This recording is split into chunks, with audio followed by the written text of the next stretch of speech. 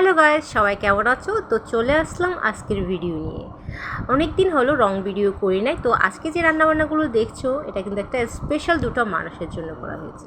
তো স্পেশাল মানুষগুলো হলো আমার পিসামশাই আর আমার পিসা শাশুড়ি।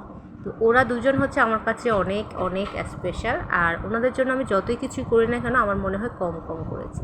তো আজকের আয়োজনে আমি করেছি মাটন পকোড়া, তারপর করেছি আমি বাঁশকুড়ুল দিয়ে চিংড়ি মাছ, তারপর করেছি মাটন, তারপর করেছি আমি চিকেন, তাও দেশি দেশি মুরগি, তারপর হচ্ছে বাটা মাছ, তারপর হচ্ছে পাঁচমিশালি মাছ ছিল, সেটা আমি ভিডিও করতে ভুলে গিয়েছি।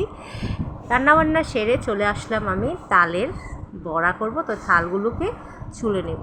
তো থালগুলো ছুলে নেওয়ার পরে আমি তারপর আসবো অন্য কিছু নিয়ে, কারণ হচ্ছে যেহেতু আমার পিসমশাই উনি বাইরে কাজ করেন, তো উনি আসেন অনেক কমে আসেন। তো সেই কারণে আমি একটু তালের রস একটু করছি, ওনাকে কিছু পিঠে টিঠে বানিয়ে দেবো, কিন্তু সেটা হয় নাই। তার কারণটা ছিল উনি নাকি আমার পিসিমশাই নাকি পিঠা করে খাওয়িয়েছেন। তো আরেকটা তাল আমি সদ্য রেখে দিয়েছিলাম, তো সেটা আমি আমার পিসি শ্বশুরের জন্য দিয়ে দিয়েছি যে আপনি করে খাওয়ায়েন তাহলে। তো আমি আমার ঘরে যেগুলো ছিল সেইগুলো দিয়ে সেগুলো আমি তালের রসগুলোকে করে নিচ্ছি। তারপর তালের রসগুলোকে আমি বের করার জন্য এগুলো কুসাগুলো ছুলে নিচ্ছি। কুসাগুলো ছুলে নেওয়ার পরে তারপর তালের রসগুলোকে ভালোভাবে ম্যারিনেট করে তারপর এগুলোকে নিব। হাতে কসলাই কসলাই করতে হয়। তো এ হচ্ছে সংসারের টুকিনাকি কাজ, আমাদের যদি না করি তাহলে হয় না। আর আমার সংসারে আমি কর্ত্রী, আমি সব কিছু, তো আমাকে সব দিকে সামালতে হয়।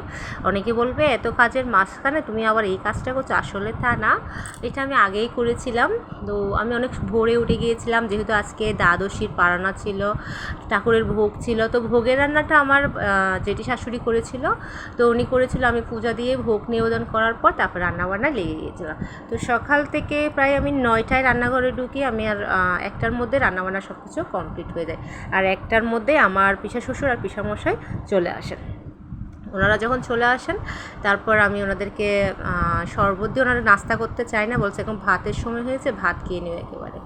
তারপর ভাবলাম ওনারা একটু গল্প টল্প করছিলো, তো আমি এই কাজটা একটু সেরে নিই। তারপর এই কাজটা করতে করতে মানে অনেকক্ষণ সময় লেগে যায়। তারপর ওনারা আসছেন, তো তারপর ওনাদেরকে মানে আমার জেঠি শাশুড়ির ওইখানে গেছেন, ওনারা অনেক বছর পরে আসছেন। তো আমার পিসামশাই উনি বাইরে থাকেন, এখানে কম থাকেন। তো উনি আসছেন, শ্বশুর বাড়িতে আসছে, বুঝতেই পারেন। আর আমার পিসা শ্বশুর বা পিসামশাই ওদের যতই করি না কেন আমার মনে হয় কম কম করেছি। আমার দেখার মধ্যে সেরা দুটো মানুষ হচ্ছে আমার পিসা শ্বশুর পিসামশাই। এই যে বসছে, এই আমার শ্বশুরমশাইকে তো সবাই চিনেন, উনি হচ্ছেন আমার পিসা শ্বশুর।